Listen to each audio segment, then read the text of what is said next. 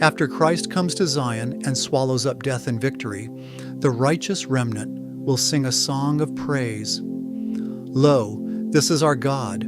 We have waited for him, and he will save us. This is the Lord. We have waited for him. We will be glad and rejoice in his salvation.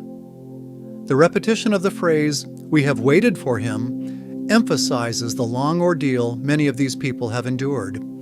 Yes, the wicked will suffer more, but even the righteous will find their faith tested to the limit as they wait upon God to perform his miracles.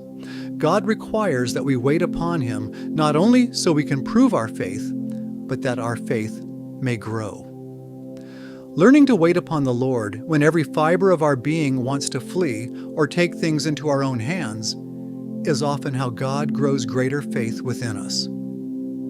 Years ago, a member of the First Presidency said this: "As I think about faith, I'm obliged to believe that it is an intelligent force. It is superior to and overrules all other forces of which we know.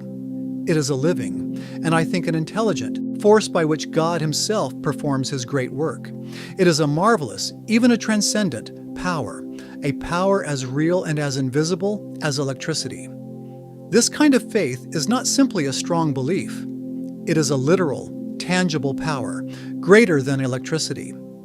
It is the power by which God creates worlds, and it is the power by which God's children in the last days will create Zion. But again, this faith doesn't come naturally.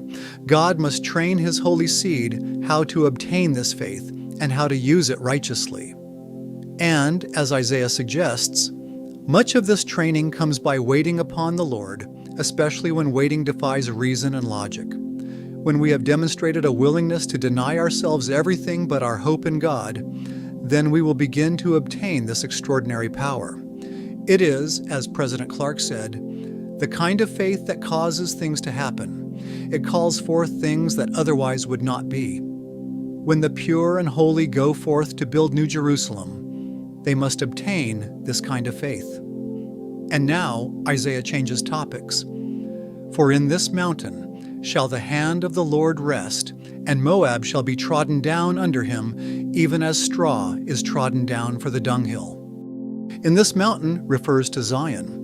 But let's look closer at the phrase, "Moab shall be trodden down under him." Who were the Moabites?